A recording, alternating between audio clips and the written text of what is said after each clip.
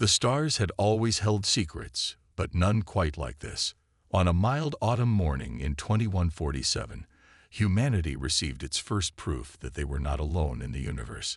It came not with explosions or dramatic displays of power, but with a simple message that appeared simultaneously on every communication device across Earth.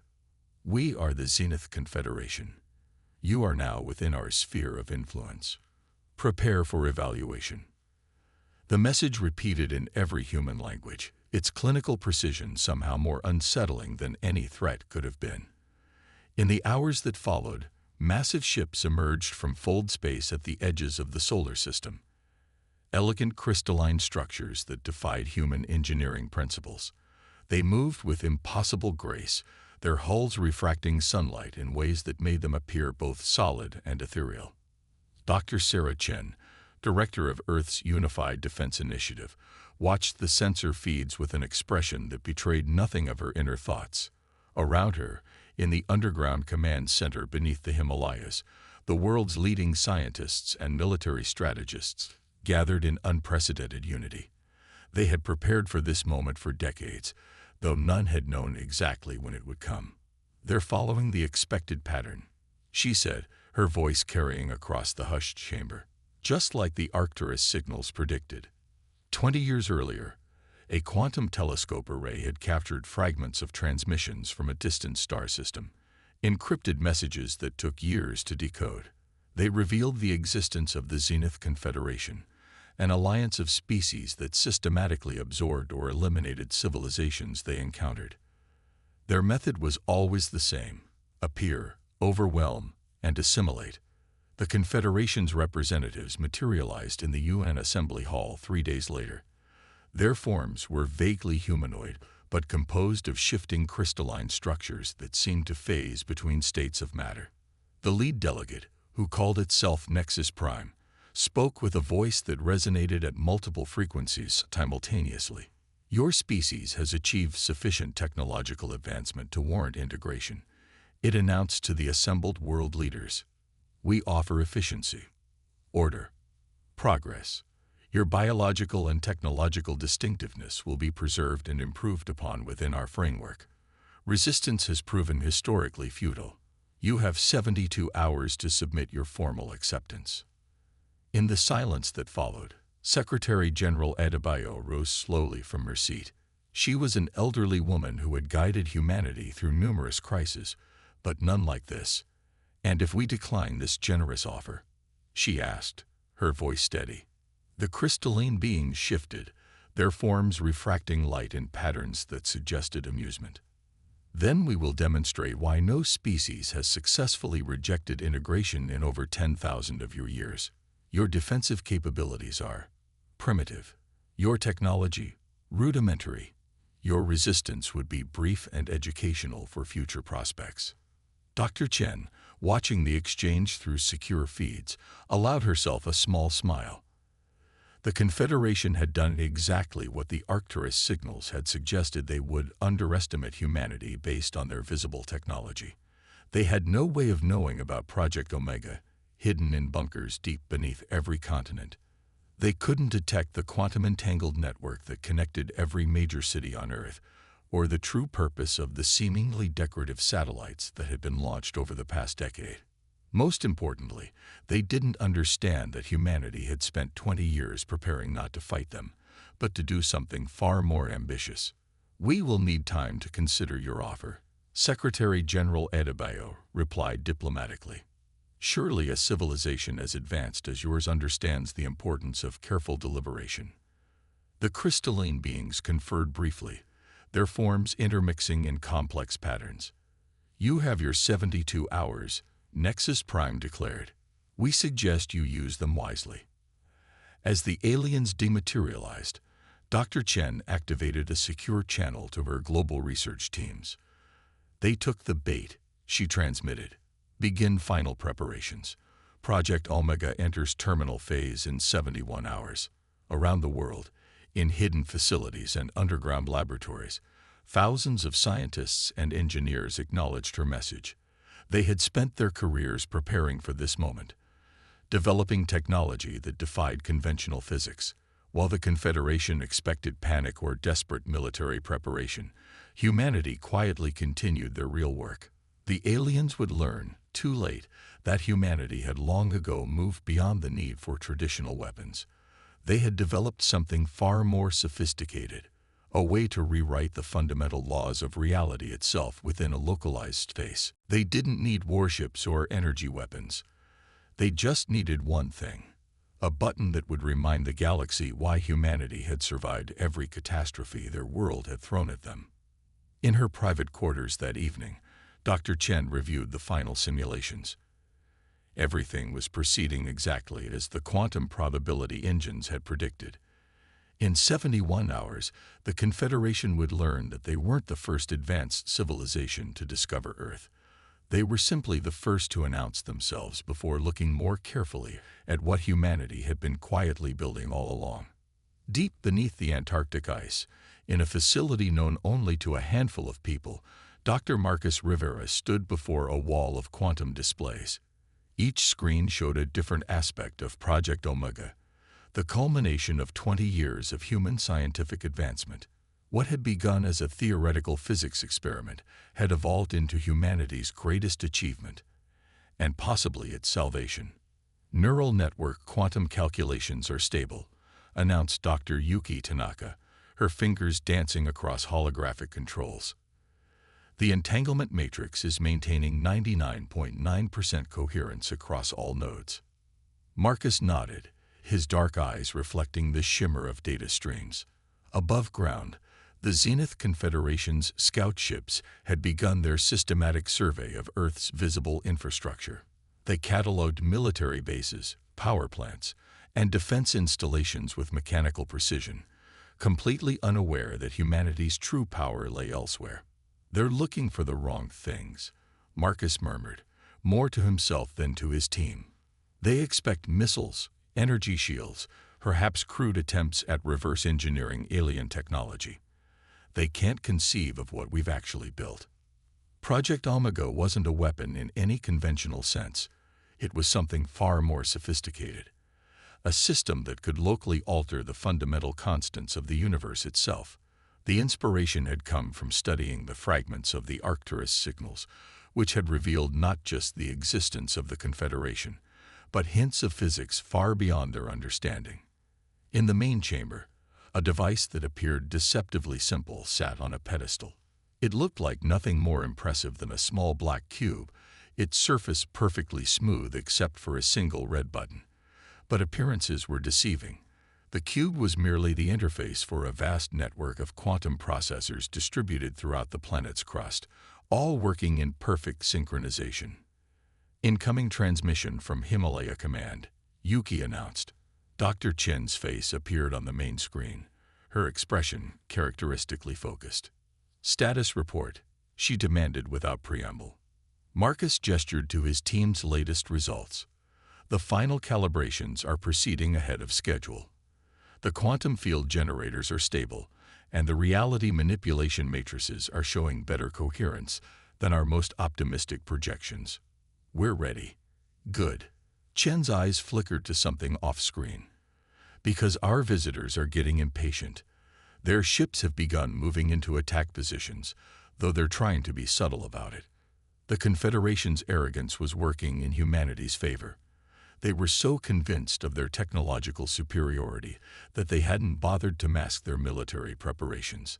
Their ships were taking up tactical positions around Earth, following battle strategies that had likely worked countless times against other civilizations. But Earth had a surprise waiting. Throughout the planet's crust, quantum processors hummed in perfect harmony, their calculations bending the very fabric of reality. Each was individually insignificant, but together they formed a planetary web of unimaginable power. When activated, Project Omega would create a bubble of altered physics that would make the laws of nature themselves reject the Confederation's presence. "Dr. Rivera," a junior scientist called out, her voice urgent, "we're detecting unusual energy signatures from the Confederation fleet. They appear to be charging weapon systems." Marcus shared a knowing look with Dr. Chen on the screen. The Confederation was following their standard playbook. prepare overwhelming force, then demand surrender again just before the deadline. They had done the same thing to countless civilizations before. Let them, Chen said calmly. Every energy signature, every weapon frequency, every detail of their technology. It all helps us fine-tune the quantum fields. Their own actions are making our response more precise. In the hours that followed, the Project Omega team worked tirelessly, using the Confederation's military preparations to refine their calculations. Each alien energy signature was analyzed, broken down to its quantum components, and incorporated into the system's parameters. What the Confederation didn't realize was that their very presence was helping humanity perfect the tool of their undoing. Every scan they performed, every energy field they generated, provided more data for Project Omega's quantum processors to analyze and counter. 48 hours until their deadline, Marcus announced to his team. Double-check every calculation, every quantum string. When the time comes, we'll have one chance to show the galaxy that humanity's greatest weapon isn't our ability to destroy. It's our ability to understand and reshape reality itself. In her command center, Dr. Chen watched the alien ships continue their preparations with an almost serene calm. The Confederation thought they were watching humanity's last free hours. Instead, they were witnessing the quiet moments before a revolution in the very nature of warfare, one that would change the galaxy forever. The black cube sat silently on its pedestal, its single red button waiting. Soon, it would demonstrate that humanity's greatest strength wasn't in building bigger weapons or stronger shields. It was in understanding the universe so completely that they could rewrite its rules with the press of a button. 24 hours remained until the Confederation's deadline, and the skies above Earth had become a crystalline web of alien warships. Their hulls caught the sunlight like faceted diamonds, creating spectacular auroras that masked their deadly purpose. The display was meant to intimidate, but Earth's citizens went about their daily lives with remarkable calm, following protocols established decades ago. In the New York Underground Command Center, Admiral James Chen, Dr. Sarah Chen's brother, monitored the increasing alien activity with practiced stoicism. They're positioning their final battle groups, he reported through the quantum encrypted channel. Tactical analysis suggests they'll target major population centers first. Standard shock and awe tactics. Let them posture, Sarah replied from Himalaya Command. How are the civilian protocols holding? Surprisingly well. 20 years of preparation are paying off. People are staying calm, following the guidelines. The Confederation's observers are clearly puzzled by the lack of panic that had been part of the plan all along. While other species might have responded to such a threat with visible military preparation or mass hysteria, humanity had chosen a different path. Schools remained open. Businesses continued operating. Farmers tended their fields. The only indication that anything was unusual was a slight increase in indoor activities and a higher rate of online communication. In orbit, the Confederation's sensors swept Earth repeatedly, searching for hidden weapons platforms or shielding systems. They found nothing beyond the primitive defensive satellites and military installations they had already cataloged. Their confusion was evident in their increasing scan frequencies and probe patterns. Dr. Rivera's team in Antarctica had entered the final phase of preparation. The quantum processors, hidden in a network that spanned the globe, were now operating in perfect synchronization. Each one contributed to a growing field of altered physics that remained dormant but ready, like a tensed muscle waiting to strike. They're sending another delegation, Sarah announced across the secure channel. Last-minute intimidation, right on schedule. The Confederation materialized their representatives directly into the UN Assembly Hall, no longer bothering with the pretense of diplomatic protocol. Nexus Prime's crystalline form had grown larger, more imposing, its voice resonating with barely contained impatience. "Your time grows short," it announced to the assembled leaders. "We detect no significant military preparation, no planetary defense system activation, no evacuation of population centers. Have you chosen submission, Or does your species harbor some form of death wish?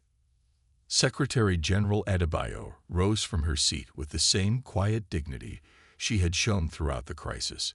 We have been preparing our response since you arrived. It will be ready at the appointed hour.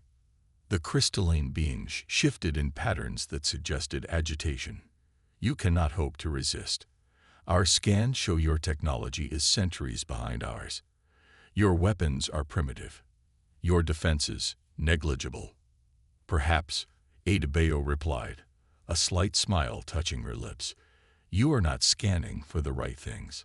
The comment triggered a ripple of disturbed movements among the alien delegation.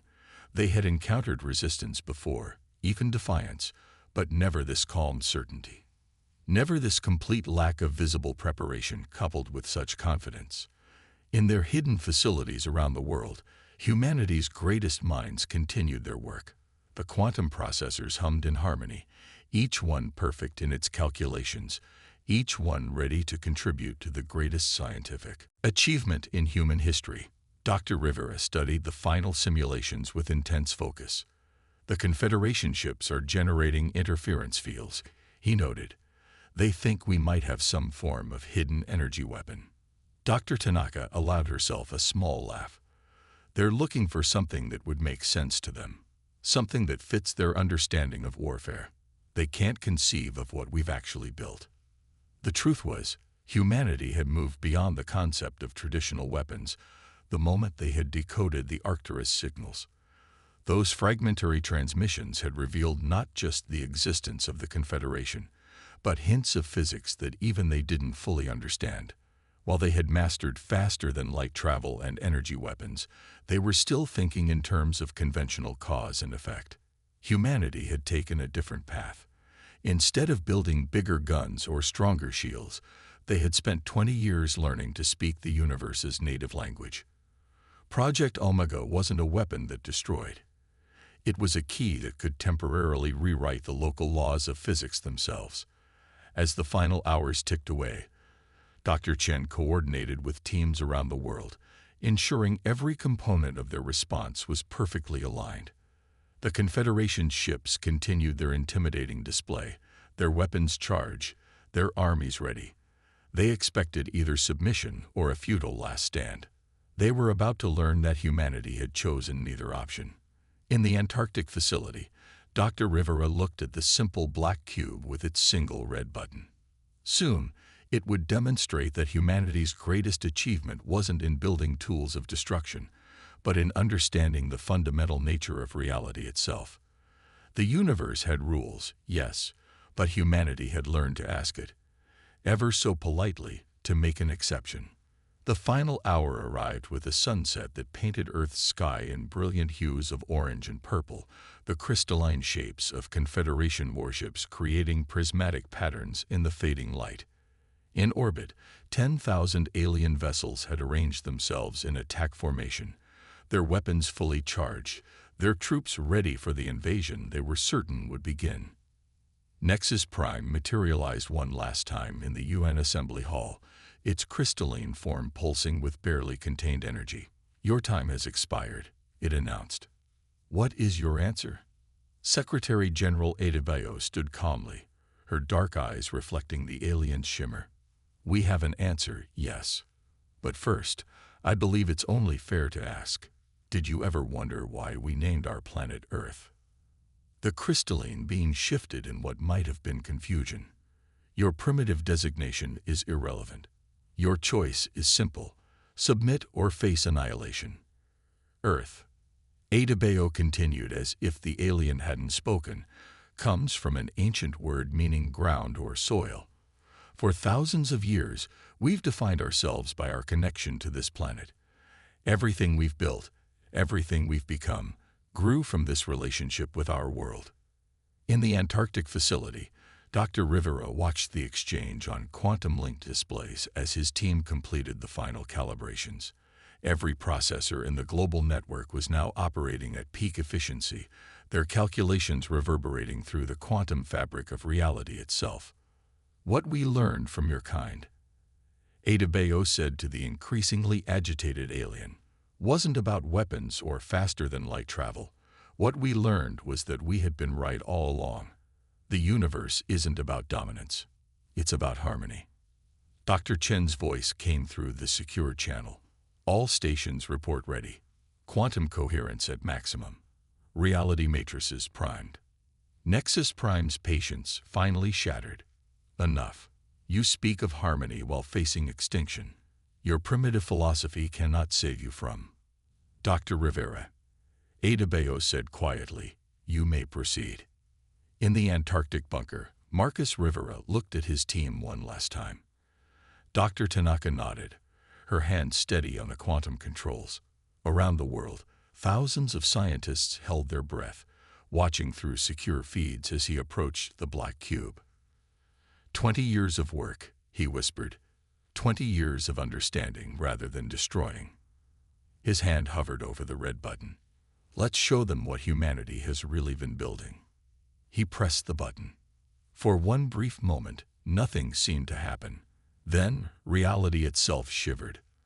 The quantum processors buried throughout Earth's crust activated in perfect synchronization, their combined calculations reaching out to touch the very fabric of space-time. They didn't create an energy shield or fire a weapon. Instead, they did something far more profound. They politely asked the universe to reconsider its constants within a precisely defined volume of space. In orbit, the Confederation fleet discovered that the laws of physics they had relied upon for millennia were no longer quite as reliable. The exotic particles that powered their ships simply ceased to interact with normal matter.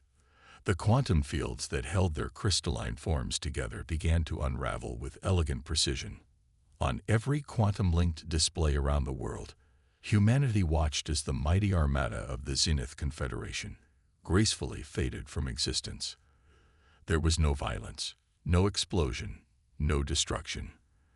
The ships and their crews were simply guided into a parallel probability state where they had never arrived at Earth at all. In the UN Assembly Hall, Nexus Prime's crystalline form flickered as the quantum wave reached it. What have you done?" it demanded, its multi-tone voice fracturing. "We didn't build weapons," Adebayo explained gently. "We learned to speak to reality itself. And right now, we've asked it to consider that perhaps your fleet would be happier existing somewhere else." The alien's form grew transparent as the altered physics took hold. "This is impossible. You were primitive, helpless." "No," Adebayo corrected. "We were patient. We were careful. And most importantly, we understood something your Confederation forgot long ago. True power isn't about forcing the universe to obey you. It's about understanding it well enough to ask for its cooperation." Nexus Prime's final words were barely a whisper as its form dissipated completely. What are you?" "We are humanity," Adebayo replied to the empty air. "And we just changed the rules." In the Antarctic facility, Dr. Rivera watched the sensors as they confirmed what their calculations had predicted. The entire Confederation fleet, from the largest warship to the smallest probe, had been transitioned to an alternate probability state. Not destroyed, not killed, simply relocated to a reality where they had chosen a different path. Dr. Chen's voice came through the quantum link, carrying a note of quiet satisfaction. "Project Omega status. Complete success," Rivera reported. "The quantum fields are stable. The probability shift is permanent. They're gone, and the altered physics will prevent them from returning to this space-time configuration." Around the world, humanity emerged from their homes to look up at a sky that was once again clear of crystalline ships. There was no debris, no evidence of battle, just the stars, shining as they always had, now watching over a civilization that had proved itself to be far more sophisticated than anyone had imagined. In the months that followed what became known as the probability event, humanity's victory rippled across the galaxy in unexpected ways. The disappearance of the Zenith Confederation's entire invasion fleet created a power vacuum that shook the foundations of their 10,000-year empire. But more significantly, it forced the galaxy to reconsider what it meant to be an advanced civilization. Dr. Sarah Chen stood at a podium in the rebuilt UN Assembly Hall, addressing representatives from 24 alien species, former member worlds of the Confederation who had arrived not to conquer, but to learn. The universe, she explained to her diverse audience, isn't a battlefield to be conquered. It's a conversation to be joined. Humanity didn't win a war that day. We simply demonstrated that there are alternatives to conflict if you understand physics deeply enough. In the audience, beings of various forms, some gaseous, some crystalline, some purely energy-based, absorbed her words with a reverence that would have been unthinkable just months ago. They had come because Earth had done the impossible, faced the mighty Confederation without weapons, and emerged victorious. Your species, a gaseous entity that had once been a high-ranking Confederation scientist asked, had only achieved spaceflight a century ago. How did you advance so quickly? Dr. Rivera, standing beside Chen, smiled. We didn't advance quickly. We advanced differently. While the Confederation focused on mastering space, we focused on understanding it. The Arcturus signals showed us what was possible, but more importantly, they showed us what everyone else had overlooked. The revelation that humanity had decoded the Arcturus signals, fragments of transmissions that the Confederation had dismissed as background radiation, sent a murmur through the audience. Those signals had contained hints of physics beyond even the Confederation's understanding, but they had been too focused on military applications to see their true significance. In the Antarctic facility, now transformed into Earth's premier center for quantum physics research, Dr. Tanaka led delegations of alien scientists through their laboratories. The black cube with its red button had been retired to a museum, replaced by more sophisticated interfaces for communicating with the quantum fabric of reality. The principle is simple, she explained to her interstellar colleagues. The universe operates on rules, yes, but those rules are more like guidelines than laws. If you understand them well enough, you can request variations, provided you do so politely and precisely. The implications of humanity's discovery reached far beyond military applications. Within a year, joint human-alien research teams were exploring applications in medicine, environmental restoration, and space exploration.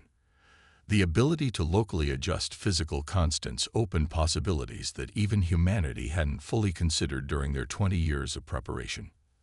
Admiral Chen, monitoring the increasing traffic of peaceful alien vessels around Earth, often reflected on how differently things might have turned out. We could have built weapons, he told his sister during one of their regular meetings. We could have tried to match their military might. And we would have failed, Sarah replied. But we chose to understand rather than overpower. That made all the difference. The former Confederation worlds, freed from millennia of crystalline dominance, were rebuilding their societies with humanity's help. Earth had become a center of learning, not just for quantum physics, but for a new way of thinking about civilization's role in the cosmos. Secretary General Adebayo, now approaching retirement, sat in her office overlooking the New York skyline, where alien ships now peacefully docked alongside human vessels. A message from the Galactic Council, the new organization that had replaced the Confederation, awaited her attention. They want us to lead the initiative for peaceful exploration, she told her assembled advisors. Not because we're the most powerful, but because we proved there's another way to solve conflicts. The quantum processors remained active around the world, but their purpose had shifted. Instead of standing ready to defend against invasion, they now powered research into new forms of energy, new methods of healing, new ways of understanding the universe's fundamental nature. Dr. Rivera, working late one night in his lab, made a discovery that perhaps best summed up humanity's new role in the galaxy.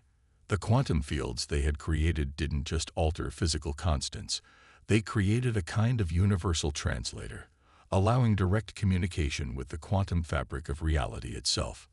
The universe, he wrote in his journal, isn't just alive in some poetic sense. It's conscious in ways we're only beginning to understand.